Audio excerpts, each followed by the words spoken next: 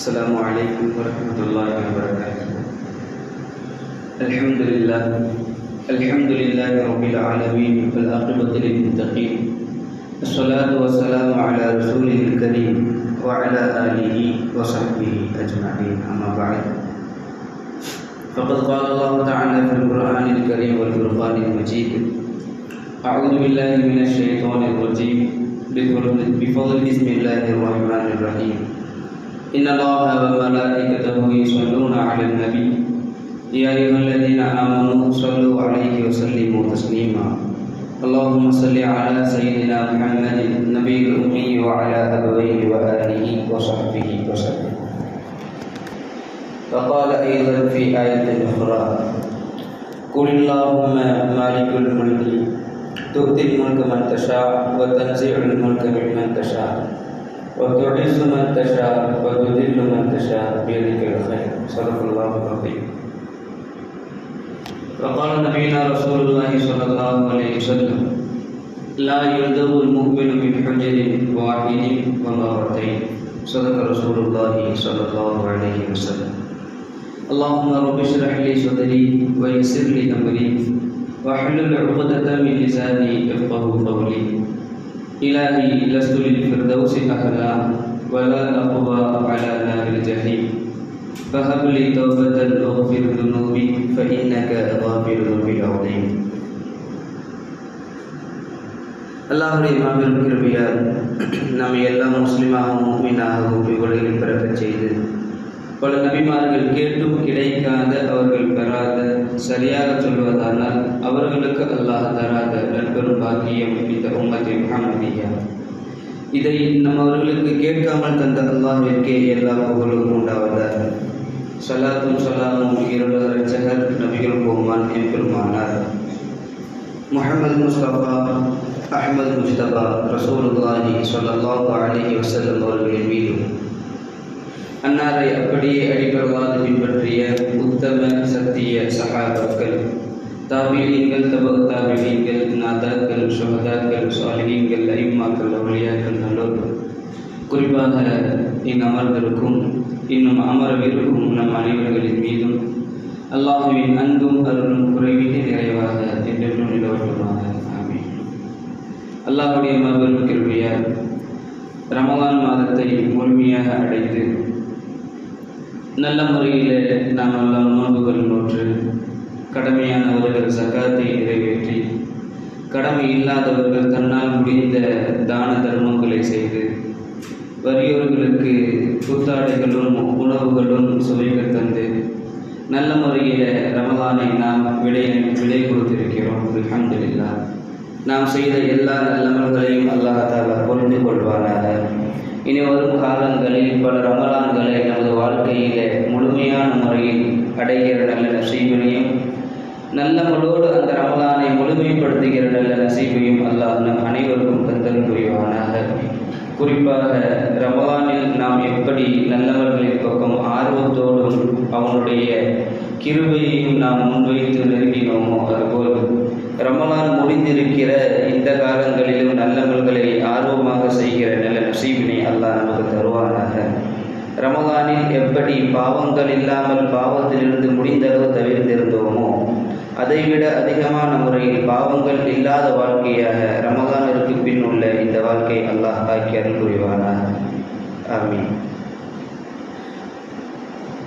ஒரு மறுக்க முடியாத ஒரு உண்மை செய்தி என்னவென்றால், இப்பொழுது நாம் வாழ்ந்து கொண்டிருக்கிற இந்த காலம், குறிப்பாக இந்தியர்களாக வாழ்ந்து கொண்டிருக்கிற இந்த காலகட்டத்தில், அதிலும் குறிப்பாக தமிழகத்தில் தமிழர்களாய் வாழ்க்கை நடத்தி கொண்டிருக்கிற நமக்கு மத்தியில் ஒரு மறைமுகமான முறையில் போர்க்கால சூழல் ஒன்று ஏற்பட்டிருக்கிறது.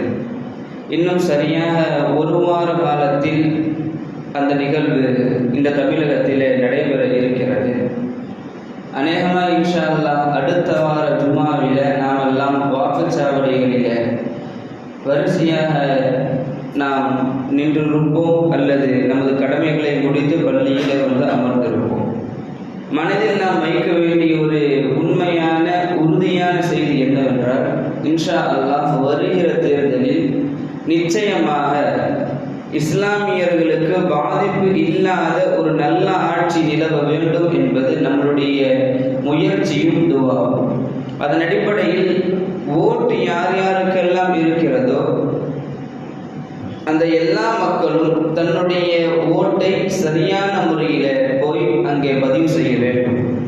இல்லை என்று சொன்னால் வருகிற காலகட்டங்களில் ஏற்கனவே 10 ஆண்டு காலங்கள் இந்த இந்தியாவில் மக்கள் படுகிற பாடு நம் எல்லோருக்கும் தெரியும். குறிப்பாக இஸ்லாமியர்கள் படுகிற பாடு எல்லோருக்கும் தெரியும்.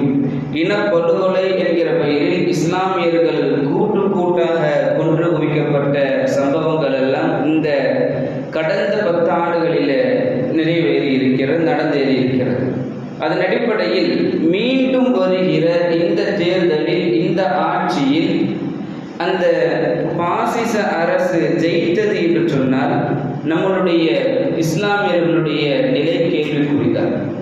காரணம், அவர்களுடைய எல்லா திட்டங்களையும் சரியான முறையில் அவர்கள் நல்ல முறையில் அவர்களுக்கு ஏற்றாற்போல் அதை நிறைவேற்றிக் கொண்டே வருகிறார்கள். அதே சமயத்தில் தமிழகத்தில் மட்டும்தான் அவர்களுடைய எல்லா செயல்பாடுகளும் திட்டங்களும் நிறைவேறாத சூழல். இன்ஷா அல்லாஹ் அதை அல்லாஹ் அப்படியே உறுதியாக்குவானாக. குறிப்பிட்டு சொல்வதானால் இஸ்லாமியர்களுக்கு எதிராக, இன்னும் குறிப்பாக இஸ்லாமியர்கள் தன்னுடைய உயிரை விடவும் மேலாக நினைத்துக் கொண்டிருக்கிற இந்த ஷரீஅத்தில அவர்கள் கை வைப்பதற்கு முனைந்தார்கள், முயற்சி செய்து கொண்டும் இருக்கிறார்கள். எப்படி CAA என்கிற ஒரு திட்டத்தை அவர் அமல்படுத்துகிற பொழுது ஒட்டுமொத்த இஸ்லாமியர்களும் இன்ன பிற மத சகோதரர்களோடு சேர்ந்து அவர்கள் ஒன்றாக நின்றார்களோ, அதுபோல் இந்த தேர்தலில் நாம் எல்லாம் ஒன்றாக நிற்பதற்கு கடமைப்பட்டிருக்கிறோம். நம்ம இருக்கக்கூடிய ஒரு பெரிய கைசேதம் என்ன தெரியுமா? நம்ம எல்லோரும் அந்த ஆட்சியை எதிர்க்கத்தான் செய்கிறோம், வரக்கூடாது என நினைக்கிறோம், பல துவாவும் செய்வது உண்டு. ஆனால் முயற்சிகளும் செயல்பாடுகளும் ஒருங்கேறியதா என்றால் நிச்சயமாக இல்லை. எல்லா நபர்களும் துவா கேட்கிறார்கள், எண்ணம் அதுபோல வைக்கிறார்கள். ஆனால் அவர்கள் அந்த எண்ணம் நிறைவேறுவதற்குண்டான வழிகளை செய்தார்களா? அது நிச்சயமாக இல்லை. நமக்கு பிடித்த, தெரிந்த, முகமறிந்த நபர்கள் எந்த கட்சியிலே நிற்கிறார்களோ அவர்களுக்கு போய் ஓட்டு போடுவது, அல்லது யாரிடத்தில் காசுகளை வாங்கினார்களோ அவர்களுக்கு போய் ஓட்டு போடுவது, இது போன்ற செய்தியினால், விஷயத்தினால் தான் இஸ்லாமியர்களுடைய வெற்றி அவ்வப்போது தள்ளி போய்கொண்டே இருக்கிறது என்பதை நாம் யோசித்துக் கொள்கிறோம். ஆக இந்த வருகிற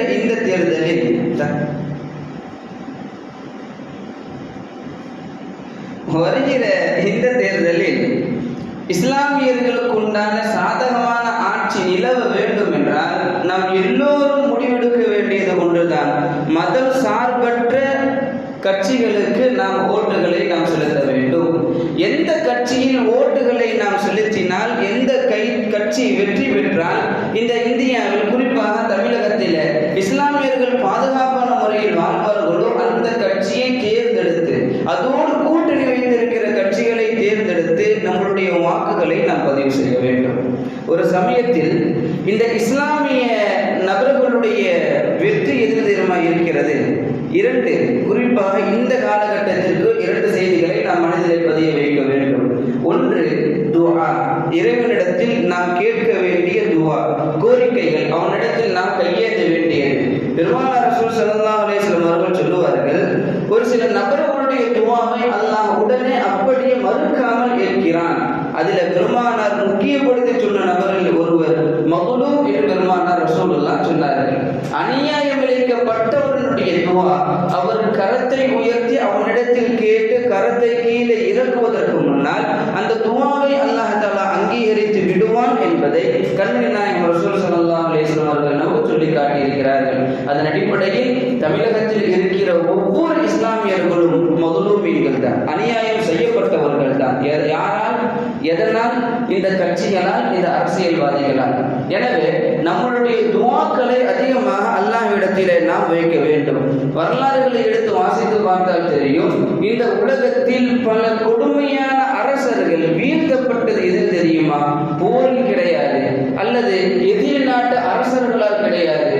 வீழ்த்தப்பட்டது தன்னுடைய ஆட்சியின் கீழ் யார் அவர்களால் அநியாயம் இழைக்கப்பட்டார்களோ அவர்களுடைய துஆவினால் தான் அந்த எல்லா கொடுங்கோல அரசர்களும் வீழ்த்தப்பட்டிருக்கிறார்கள் என்பது நீக்கமர வரலாறு முழுக்க நிறைந்து கிடப்பது. எனவே நாம் நம்முடைய மனதிலே பதிவு செய்ய வேண்டிய செய்தி என்னவென்றால், அநியாயம் இழைக்கப்பட்ட நாம் அல்லாஹ்விடத்திலே துஆ செய்ய வேண்டும். அவர்கள் அழிவதற்கா?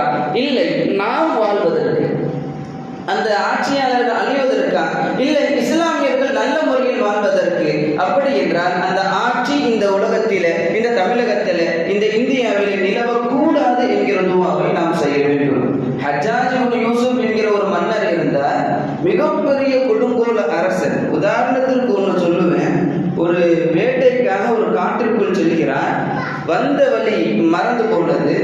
கடைசியில ஒரு குடிசை தெரிகிறது. அந்த குடிசையில மேலே புகை வந்து கொண்டிருக்கிறது. அவர் விலகிக் கொள்கிறான். உள்ளே ஒரு குடும்பம் வசிக்கிறது.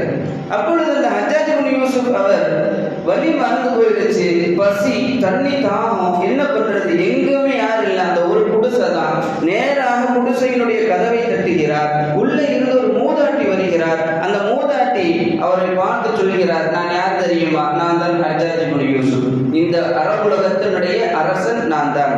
அந்த மூதாட்டி அதிர்ந்து போகிறார். என்ன திடீர்னு அரசர் இங்கே வந்திருக்கிறீங்களே? அப்ப அந்த மூதாட்டி இடத்துல சொல்லுவார் ஹஜ்ஜாஜ் இப்னு யூசுப், நான் வந்தேன், வழி மாறி போயிட்டேன், வழி தெரியல. ஆனா இன்னொன்று, தாகம் மிக கடுமையாக இருக்கிறது, பசி, அவ்வளவு பசி, ஏதாவது இருந்தால் தாருங்களேன். அப்ப அந்த அம்மா சொல்லுவாங்க, பசிக்கு என்னிடத்தில் குணமில்லை, தாகத்திற்கு தண்ணீர் இருக்கிறது, நான் தரேன்னு சொல்லி உள்ள போய் தண்ணீரை ஒரு பாத்திரத்திலே கொடுத்து தன்னுடைய சிறு வயது பாலக பேரனை கையில் கொடுத்து அனுப்புகிறார் அந்த மூதாட்டி. வந்து இந்தாங்க அப்படின்னு அந்த குழந்தை கொடுக்கும். அதை வாங்கி வருகிறார் ஹஜ்ஜாஜ் இப்னு யூசுப். வருகை முடிந்த பிறகு அந்த மூதாட்டி உள்ளே இருந்து வெளியே வருவார். ஆசையோடு வருவார் அந்த மூதாட்டி. அரசருக்கு நாம் உதவி செய்திருக்கிறோம், நமக்கு கண்டிப்பாக வெகுமதிகள் தருவார். அப்போ ஆர்வத்தோடும் அந்த வெகுமதிகளை எதிர்பார்த்து கொண்டும் அந்த மூதாட்டி வந்து இருக்கிற பொழுது அந்த ஹஜ்ஜாஜ் இப்னு யூசுப் செய்கிற செயல் என்ன தெரியுமா? நான் எவ்வளவு பெரிய அரசன் தெரியுமா? உங்க முகத்தை பார்த்தா ஏதோ என்கிட்ட எதிர்பார்க்கிற மாதிரி தெரியுது. உங்களுக்கு நான் செய்யாமல் இருப்பேன். இதோ செய்யறச்சு வாழை எடுத்து அந்த பேரனை வெட்டி வெட்டி இது என்னுடைய அன்பளிப்பு என்று சென்றார் என்றால் அவருடைய மனதை நாம் யோசித்துக் கொள்ள வேண்டும். அந்த ஹஜ்ஜாஜ் இப்னு யூசுப் அழிந்தது எப்படி தெரியுமா? ஏராளமான சஹாபாக்களை இவனுடைய கையால் கொண்டிருக்கிறார் ஹஜ்ஜாஜ் இப்னு யூசுப். பெருமானார் ரசூல் ஸல்லல்லாஹு அலைஹி வஸல்லம் அவர்களை கொண்டு அவர்களை கொண்டு ஈமான் கொண்ட உயர்ந்த மூத்த குடி மக்கள் ஆகிய சஹாபா பெருமக்களில் ஆயிரக்கணக்கான நபர்களை கொண்டு குவித்தவன் ஹஜ்ஜாஜ். அவனுடைய ஆட்சி கவிழ்ந்தது எப்படி தெரியுமா? ஒரு அநியாயம் இழைக்கப்பட்ட நபர்களுடைய ஒரே ஒரு துவா, ஒரு வார்த்தை. கடைசியாக ஹஜ்ஜாஜ் இப்னு யூசுஃபுடைய கையில கடைசியாக கொல்லப்பட்டது சயீத் இப்னு ஜுபைர் ரலியல்லாஹு அன்ஹு. அந்த சஹாபியை அழைத்து வருகிறார் கொல்வதற்காக. வந்து அந்த மரண படுக்கையிலே படுக்க வைத்து ஹஜ்ஜாஜ் இப்னு யூசுப் கேட்பார், உன்னை எதுக்கு தெரியுமா கூட்டிட்டு வர சொன்னேன்? தெரியும், என்ன கொல்றதுக்கு. ஆமா. அப்போ என்கிட்ட இருந்து மன்னிப்பு நீ எதிர்பார்க்கிறாயா? சஹாபி சொல்லுவார்கள், மன்னிப்பு அல்லாஹ்விடம் என்றால் எனக்கு சந்தோஷம், உன்னிடத்தில் என்று என்றால் எனக்கு அந்த மன்னிப்பு தேவை இல்லை என்று சயீத் ரலியல்லாஹு அவர்கள் சொல்லிவிடுவார்கள். மீண்டும் அவன் சொல்லுவான், உனக்கு மன்னிப்பு வேண்டான்ட்ட, ஆனா என்னுடைய தண்டனை உன் மீது நிகழ்ந்தே தீரும் என்று சொல்லி அந்த சஹாபியை வெட்டுவதற்காக ஒரு ஆளை அழைக்கிறான். அந்த அழைப்பை பார்த்து அந்த சயீத் ரலியல்லாஹு ஒரு வார்த்தை சொல்லுவார்கள், குல்லு நஃப்ஸுன் ஸாயிகத்துல் மௌத், எல்லா ஆத்மாவும் மரணத்தை சுவைத்தே தீரும் என்கிற வசனத்தை அவர்கள் ஓதுவார்கள். ஓதிய பிறகு பக்கத்தில் வருகிற பொழுது அவருடைய முகம் கிபிலாவை பார்த்து இருக்கும்.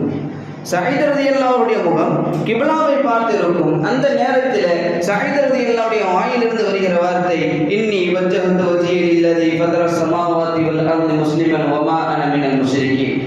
என்கிற இந்த வஜ்ஜது அந்த நேரத்தில் வாயில வரும். அப்போ சஅத் ரலியல்லாஹு முகம் கிப்லாவும் முன்னோக்கி இருப்பதினால் தானே இப்பவும் அல்லாஹ்வை நினைவு கூறுகிறார். கொஞ்சம் கிப்லாவை விட்டு இப்படி திருப்பி வைங்களேன், திருப்பி வைக்கப்படுவார்கள். அப்பொழுதும் அவர்கள் ஓதுகிற ஆயத்து என்ன தெரியுமா?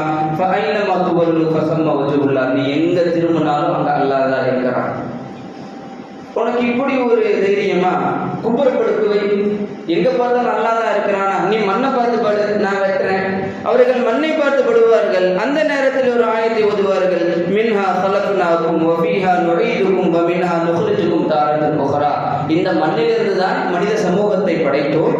இந்த மண்ணில் தான் அவர்கள் மரணித்து மீளுவார்கள், உள்ளே வைத்து அடக்கப்படுவார்கள். மீண்டும் மறுமையில இந்த மண்ணில் அடக்கப்பட்டவர்கள் இங்கிருந்து தான் அவர்கள் எழுப்பப்படுவார்கள் என்கிற ஆயத்தை ஓதுவார்கள். இவர் சொன்னா கேட்க மாட்டாரு, ஆயத்தை ஓதிக்கிட்டே இருப்பாரு. தலையை விட்டு துண்டிக்கப்படும் சஅத் ரலியல்லாஹுடைய தலை. அந்த நேரத்திலும் கூட, அவர்களுடைய தலை துண்டிக்கப்பட்ட பொழுதும் கூட வாயில் ஓதிய கலிமா ஓதிக்கொண்டே இருக்கும். சஅத் ரலியல்லாஹுடைய வாய் வெட்ட போகும்போது அஷ்ஹது அல்லா இலாஹா இல்லல்லாஹ் வ அஷ்ஹது அன்ன முஹம்மதன் அப்துஹு வ ரசூலுஹு என்று சொல்லுவார்கள். வெட்டி தலையை தனியாக எடுத்த பிறகும் கூட சஅத் ரலியல்லாஹுடைய வாய் அந்த கலிமாவை மொழிந்து கொண்டே இருக்கும். வரலாறு பதிவு செய்கிறது. அந்த நேரத்தில் வெட்டுவதற்கு ஒரு சில நொடிகளுக்கு முன்னால் இறைவனிடத்தில் சஅத் ரலியல்லாஹு சொல்லுவார்கள், யா அல்லாஹ், இந்த கொடுங்கோல் அரசன் ஹஜ்ஜாஜினுடைய கையில் மரணிப்பவர்களின் கடைசி ஆள் நானாகத்தான் இருக்க வேண்டும். எனக்கு பின்னால் யாருக்கும் இவருடைய கையிலே மரணம் ஏற்பட்டுவிடக் கூடாது என்பதை யா அல்லாஹ் உன்னிடத்தில் துஆவாக நான் முன்வைக்கிறேன் என்று அந்த சஅத் ரலியல்லாஹு அவர்கள் சொல்லுவார்கள். சொன்ன மாத்திரத்தில் துண்டிக்கப்படும். வரலாறு சொல்லும், சஅத் ரலியல்லாஹு கொல்லப்பட்டு ஷஹீதாக்கப்பட்டு சரியாக 15 நாட்கள் மட்டும்தான் ஹஜ்ஜாஜ் இப்னு யூசுப் உயிரோடு இருப்பான். 15 நாட்கள். அடுத்த நாள் அவனுக்கு மரணம் சம்பவிக்கும். அந்த 15 நாளில் கூட ஒரு நொடி கூட அவனால் தூங்க முடியவில்லை. தூக்கம் வருகிறது, ஆனால் தூங்க முடியல. அரசே, ஏன் தூங்க மாட்டீங்க?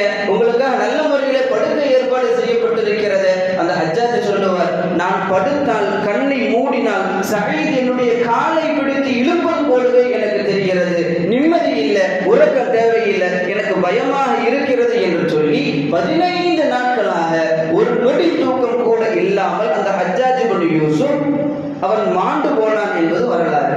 சொல்வதனுடைய நோக்கம் என்னவென்றால், காலம் காலமாக கொடுங்கோல அரசர்களுடைய ஆட்சி முடிவுக்கு வந்தது என்ன தெரியுமா? ஒரு அநியாயம் செய்யப்பட்ட நபர்களுடைய துஆவின் மூலமாகத்தான் அந்த கொடுங்கோலர்களுடைய ஆட்சி எல்லாம் முடிவுக்கு வந்தது.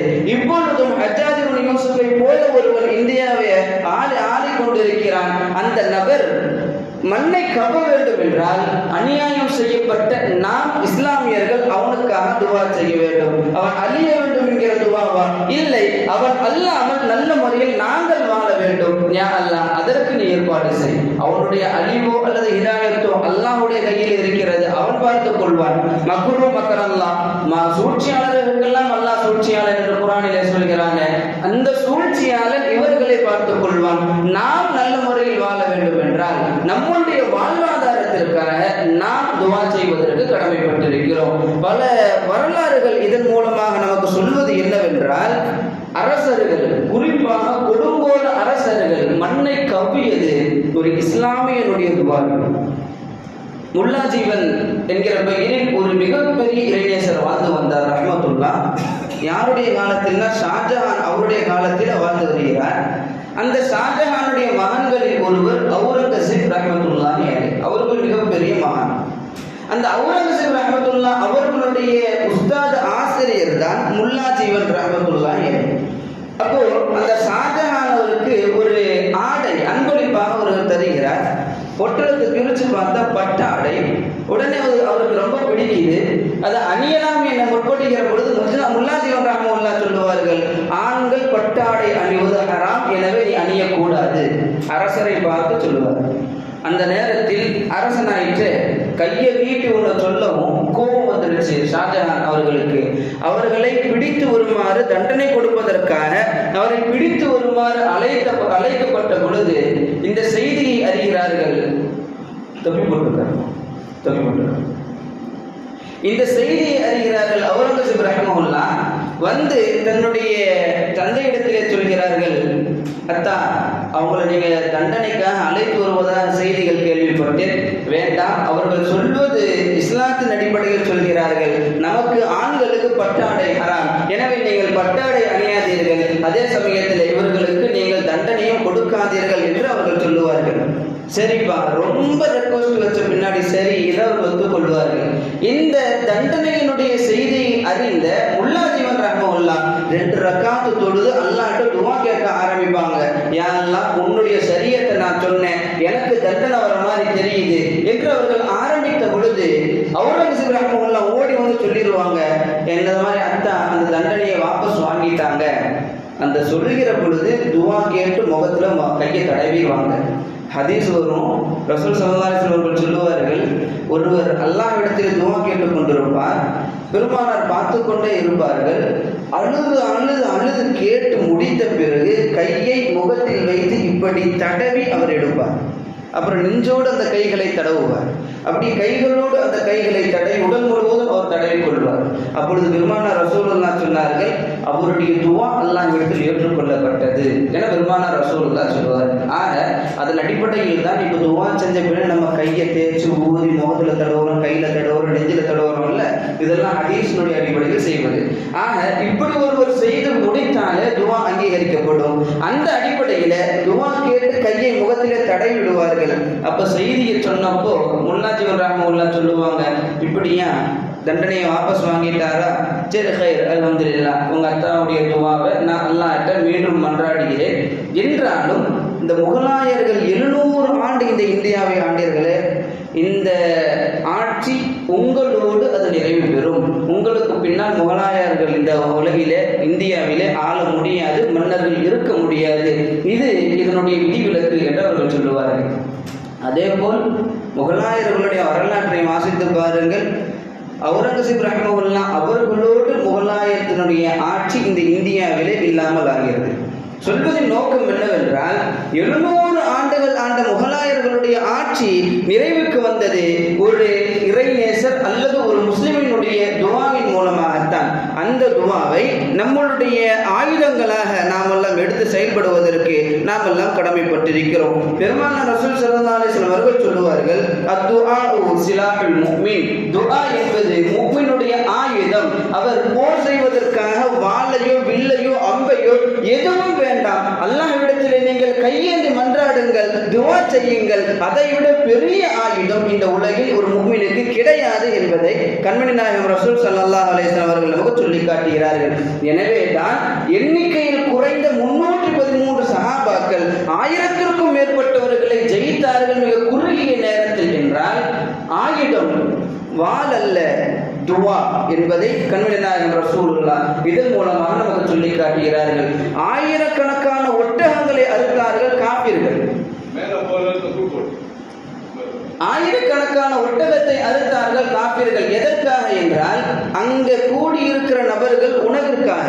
ஆனால் இஸ்லாமியரிடத்திலே ஒரு பேரித்தங்கனி அதை பிச்சு 2 பேர் 3 பேர் சாப்பிட்டு இருந்தாங்க. எந்த அளவு என்றால், குடிப்பதற்கு நீர் இல்லாத ஒரு நேரம் முஸ்லிம்களுக்கு அந்த பதிலினுடைய களம், அந்த களத்தில் இஸ்லாமியர்கள் செய்த செயல்பாடு என்ன தெரியுமா? பெருமானார் கையை தூக்கி, யா அல்லாஹ், இந்த கூட்டம் ஜெயித்தே தீர வேண்டும், இந்த கூட்டம் தோல்வியை ஏற்றது என்றால் லம் துஅபத் அபதா, இந்த உலகத்தில் அல்லாஹ் என்று சொல்வதற்கு ஒருவரும் இருக்க மாட்டார்கள். எனவே நீ வணங்கப்பட வேண்டும் என்றால் இந்த இஸ்லாமியர்கள் ஜெயித்தாக வேண்டும் என்று இரவு முழுவதும் பெருமானார் அழுததாக ஹதீசுகள் நமக்கு சொல்லி காட்டுகிறது. நாம் விளங்க வேண்டிய செய்தி என்னவென்றால், எதிரிகளை பார்த்து நாம் அஞ்ச வேண்டிய அவசியம் இல்லை. எல்லோருக்கும் மேலானவன் அல்லாஹ் ஒருவன் தான். எனவே நம்மளுடைய ஆயுதமான அந்த துஆவை அல்லாஹ்விடத்திலே அதிகமாக செய்ய வேண்டும். யா அல்லாஹ், 10 ஆண்டு காலங்களில் இந்த இந்தியாவில் இஸ்லாமியர்கள் பட்ட கஷ்டங்களும் துன்பங்களும் ஏராளம், சொல்லி மாள முடியாது. இனி வரும் ஆட்சியிலே, இனி வரும் இந்த தேர்தலிலே யா அல்லாஹ், இஸ்லாமியர்கள் நல்ல முறையில் வாழ்வதற்கு வாழ்வாதாரத்தை ஏற்படுத்தி தருகிற ஆட்சியாளர்களை நீ கொண்டு வந்து தா என்கிற துஆவை இந்த ஒரு காலத்தில் நாம் அதிகமாக செய்ய வேண்டும். எனவே தான் பெருமானார் ரசூலுல்லாஹ் துஆ தான் ஒரு முஃமினுடைய ஆயுதம் என்று பெருமானார் சொல்லி காட்டுகிறார்கள். இன்னொரு செய்தி என்னன்னா, ஹதீஸின் அடிப்படையில் நாம் பார்க்க வேண்டிய இன்னொரு செய்தி, ஒரு மனிதன், குறிப்பாக ஒரு முஃமின் தன்னுடைய வாழ்க்கையில் பாவங்களை அதிகம் செய்ய செய்ய செய்ய கொடுங்கோல் ஆட்சியாளர்களை அல்லாஹ் இந்த உலகில் நிறுவுவான் என பெருமானார் ரசூலுல்லாஹ் சொல்கிறார்கள். அப்படின்னா இந்த 10 ஆண்டு காலங்களில் முதல் தேர்தல் முடிந்து அப்பவே எல்லோருக்கும் தெரியும், மீண்டும் இவன் ஆட்சிக்கு வரமாட்டான், இவனுக்கு சப்போர்ட் யார் இல்லைன்னு தெரிந்தும் மீண்டும் அவர்களே ஜெயித்திருக்கிறார்கள் என்றார். அந்த மிஷனை வச்சு ஏமாத்தினாங்க, என்ன வேணா இருக்கட்டுமே, ஜெயித்தது அவர்கள் தானே, மீண்டும் ஜெயிக்கிறார்கள், மீண்டும் ஆட்சியிலே வருகிறார்கள் என்று சொன்னால் நாம் விலகிக் கொள்ள வேண்டிய செய்தி என்ன தெரியுமா? இஸ்லாமியர்களுடைய நமது வாழ்க்கையில் பாவங்கள் அதிகமாகிவிட்டது. எனவே பெருமானார் ரசூல் ஸல்லல்லாஹு அலைஹி வஸல்லம் அவர்கள் சொன்னார்களே, அந்த கொடுங்கோல ஆட்சியாளர்கள் நம்மின் மீது அல்லாஹ் வைப்பதற்கு மிகப்பெரிய காரணமாக வேற யாரையும் பார்க்க வேண்டாம், நம்மளுடைய வாழ்க்கையை நாம் பார்த்துக் கொள்ள வேண்டும். ஒருவர் அல்லாஹ்விற்கு நல்ல முறையில் தொழுகிறாரா, அவருடைய வாழ்க்கை நிசப்தமாக போகும், நிம்மதியாக போகும். மற்ற நபர்களுக்கு இடையூறு தராமல் வாழ்கிறாரா, அவருடைய துஆவினால் இந்த மனிதனுடைய வாழ்க்கை நல்ல முறையில் நிம்மதியான முறையில் அது கழியும். அதுவே பாவங்கள் செய்ய செய்ய செய்ய தன்னுடைய வாழ்க்கையில் நிம்மதிகள் இழந்து போவார் ஒரு மனிதன். அதே சமயத்தில் அவருடைய வாழ்வாதாரம் கேள்வி கணக்காகிற வண்ணத்தில் அவரை ஆளுகிற நபர்கள் நிற்பார்கள் என்பதை நாம் எல்லாம் விளங்கிக் கொள்கிறோம். எனவே முதலில் நம்மை நாம் செயல்படுத்திக் கொள்ள வேண்டும். ஒன்று துஆ ரொம்ப அவசியம், இன்னொன்று தனிப்பட்ட வாழ்க்கையில் நம்மளுடைய வாழ்க்கையில் நாம் அதிகமாக நம்மை திருத்திக் கொள்ள வேண்டும். இதுகாலம் வரையிலும் தொழாமல் இருந்தோமா, இன்ஷா அல்லாஹ் இனி வருகிற காலத்தில் ரமலானோடு சேர்ந்து தொழுகையை நாம் தொடர்படியாக எடுத்துக்கொள்ள வேண்டும்.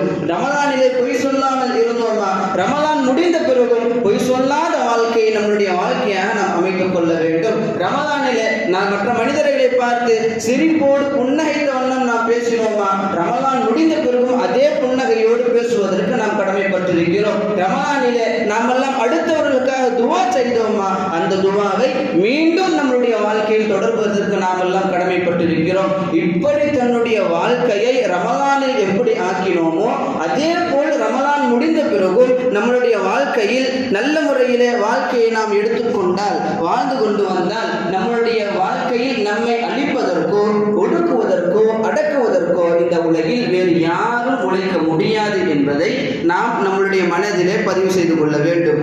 ஒன்று. இரண்டாவது செய்தி என்னவென்றால், ஒற்றுமை நம்மளுடைய வாழ்க்கையில் அவசியம். இஸ்லாமியர்களுக்கு மத்தியில் ஒற்றுமை அவசியம். முன்பு சொன்னது போல் எல்லாத்துக்கும் எண்ணம் அவன் வரக்கூடாது, அந்த ஆட்சி நிறுவக்கூடாது, நிலவக்கூடாது. ஆனால் நம்ம எல்லோரும் செய்கிற பெரிய தவறு, நமக்கு பிடிச்சவங்க எனவே ஒருவருக்கு ஓட்டு போடுகிறோம், அல்லது நமக்கு தெரிந்தவர் எனவே ஓட்டு போடுகிறோம், அல்லது அவர்கிட்ட காசு நம்ம வாங்கிட்டோம் அதற்காக ஓட்டு போடுறோம். இது கூடாது. நம்ம எல்லாரும் சேர்ந்து யாருக்கு தன்னுடைய வாக்குகளை நாம் செலுத்தினால், அமைத்து கொண்டால் நம்மளுடைய வாழ்வாதாரம் காக்கப்படுமோ அவர்களுக்கு எல்லோரும் ஒருமித்த கருத்தோடு சென்று நாம் ஓட்டு போடுவதற்கு கடமைப்பட்டிருக்கிறோம். தனக்கு பிடிச்சவன் நீ ஓட்டு போட்டேன்னு வைங்களேன், அவன் தான் நாளைக்கு ஒன்றை அடிக்கிறதுக்கு முன்னால் நிற்பான்.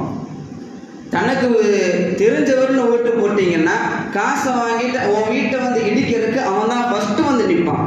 அந்த நேரத்தில் நம்மளாம் ஒன்றா பழகணுமே, இங்கே வேலை செய்வது வேற. அதனால யார் இந்த மண்ணிலே நல்ல முறையில் ஜெயித்தால், யார் ஜெயித்தால் இந்த உலகில், இந்த தமிழ்நாட்டில் இஸ்லாமியர்கள் நல்ல முறையில் அவர்கள் அமைதியோடு நிம்மதியோடு வாழ்வார்களோ அவர்களை ஜெயிக்க வைக்க வேண்டும். குறிப்பிட்டு மதம் சார்பற்ற கட்சிகளுக்கு நாம் ஓட்டு போட வேண்டும். அவர்களோடு கூட்டணி வைத்திருக்கிற கட்சிகளுக்கு நாம் ஓட்டு போட வேண்டும். ஒன்று தெரிஞ்சுக்குங்க, என்னுடைய பாயிண்ட் ஆஃப் வியூ என்ன அப்படின்னா, அரசியல்வாதிகள் என்றாலே ஊழல்வாதிகள் தான். இதை யாராலும் மறுக்க முடியாது இல்லையா? அது கட்சிகளுடைய பேரை சொல்லவும் செய்யலாம், இல்லை நமக்கும் தெரியவும் செய்யும். இங்கே நான் தவிர்க்கிறேன். இந்த அரசியல்வாதிகள்னாலே ஊழல் தான். ஆனால் நம்ம என்ன செய்யணும்னா, நம்மளுடைய வாழ்க்கையை அடிக்காமல் யார் ஊழல் செய்கிறானோ அவனுக்கு ஓட்டு போடணும். சரிங்களா? இதுதானே கரெக்ட், யதார்த்தம் இதுதானே. நம்மளுடைய வாழ்க்கையை ஒருத்தர் அடிக்கிறான், அவனுக்கு ஓட்டு போடுறதை விட நம்மளுடைய வாழ்க்கையை அடிக்காமல் ஊழல் செய்கிறாரு அவர் சிறந்தவர். அதான் தமிழில் ஒரு பழமொழி சொல்லுவாங்க இல்லையா, சண்டைக்காரன் காலில் விழுகிறத விட சாட்சிக்காரன் காலில் விழுந்துடலாம். அந்த மாதிரி நம்மளை ஊழலும் செய்கிறார், அடிக்கவும் செய்கிறார், அவரோடு நாம் போய் சேர்வதை விட நம்மளை வாழ விட்டுட்டு நமக்கு தெரியாமல் ஏதோ ஒன்று பண்ணிட்டு போகிறோம். அப்போ அதற்குண்டான பலனை அல்லாஹ் பார்த்துக் கொள்வான், அதற்குண்டான செயல்பாடுகளை அல்லாஹ் பார்த்துக் கொள்வான். எனவே நாம் நம்முடைய மனதில் நிறுவ வேண்டியது என்னவென்றால், நமக்கு யார் பாதுகாப்பான ஆட்சியாளர்கள் என தெரிகிறதோ அவர்களுக்கு நாம் ஓட்டு போட்டு அவர்களை ஜெயிக்க வைக்க வேண்டும்.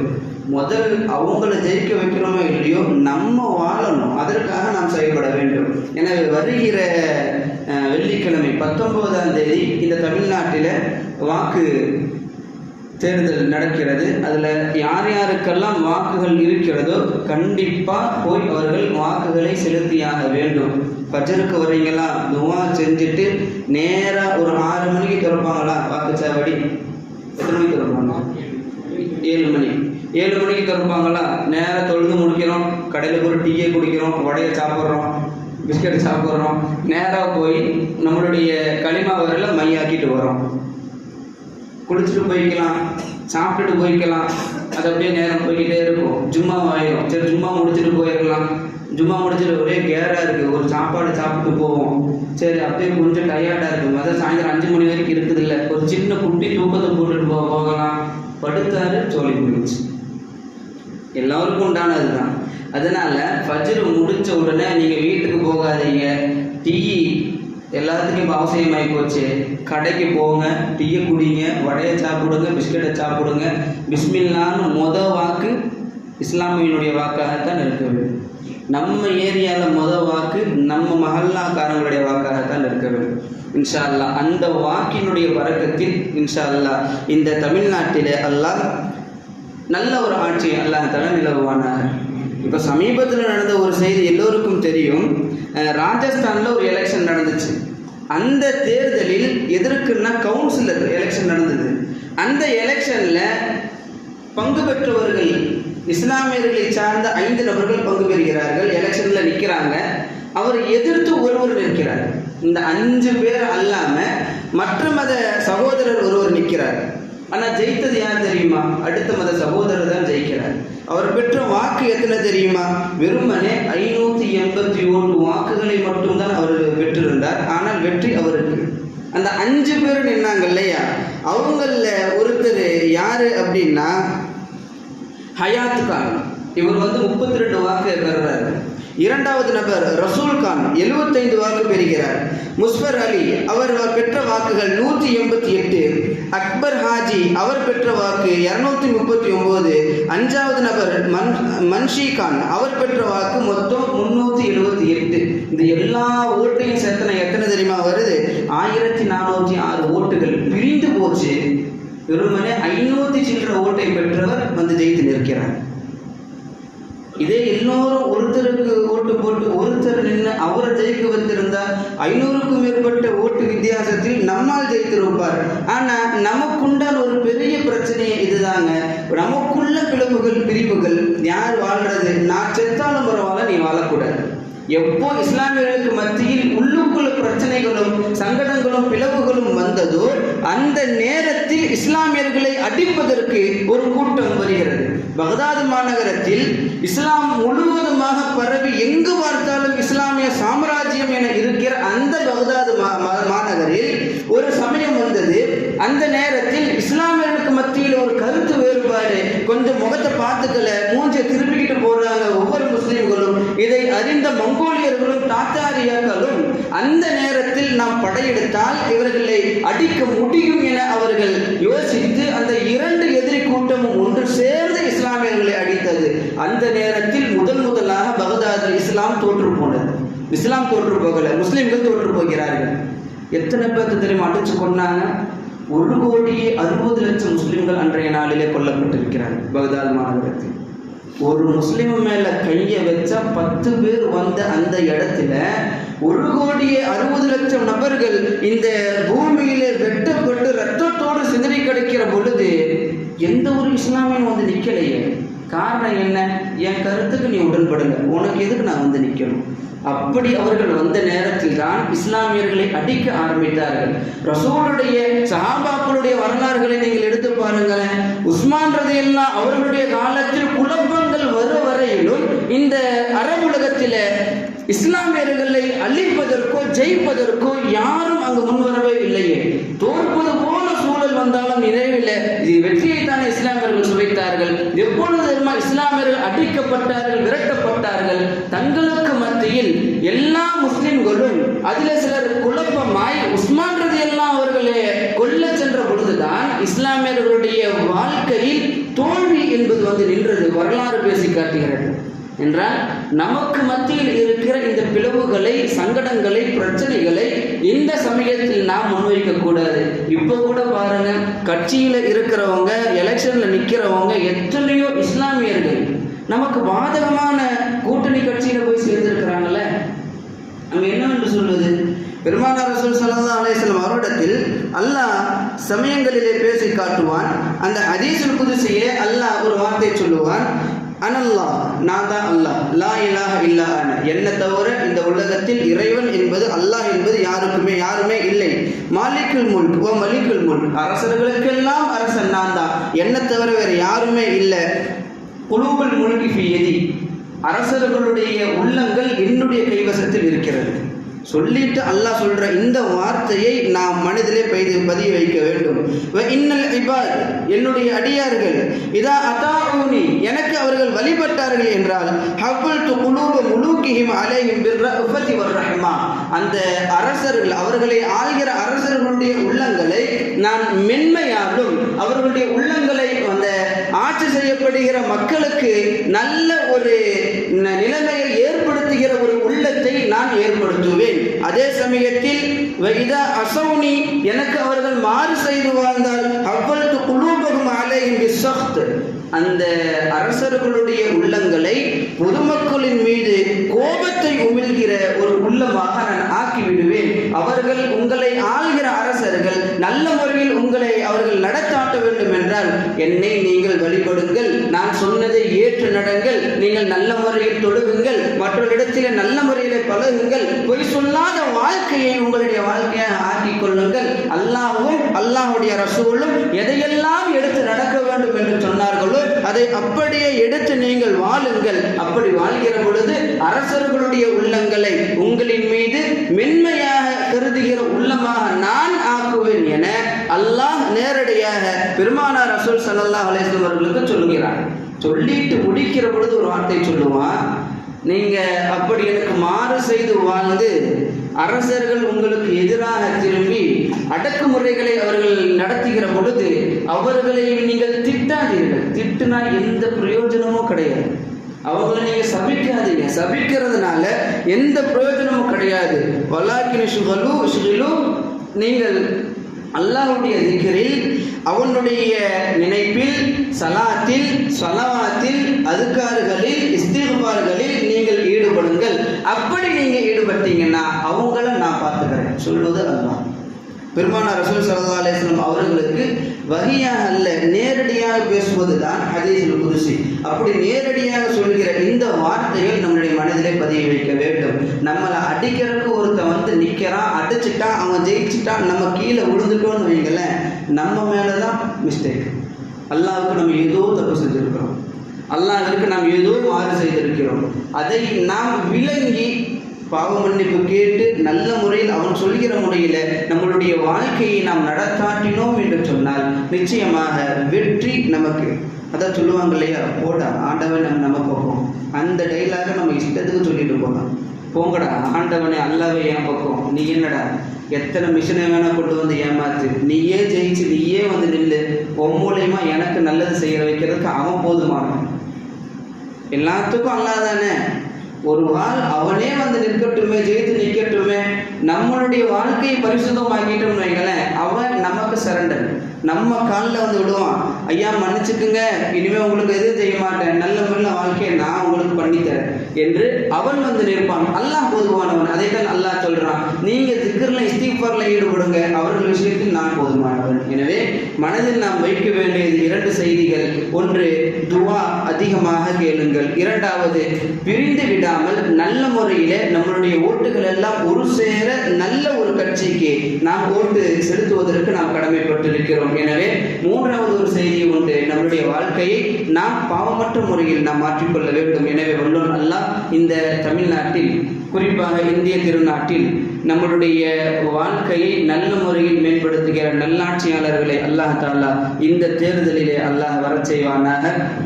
இன்னொன்று, நம்ம வாழ்க்கையில் அதிகமாக கேட்க வேண்டிய துவா என்ன தெரியுங்களா? ரப்பனா, சொல்லுங்க, ரப்பனா லா துஸல்லித் அலைனா மல்லா யகாஃபுக ஃபீனா வலா யர்ஹம்னா.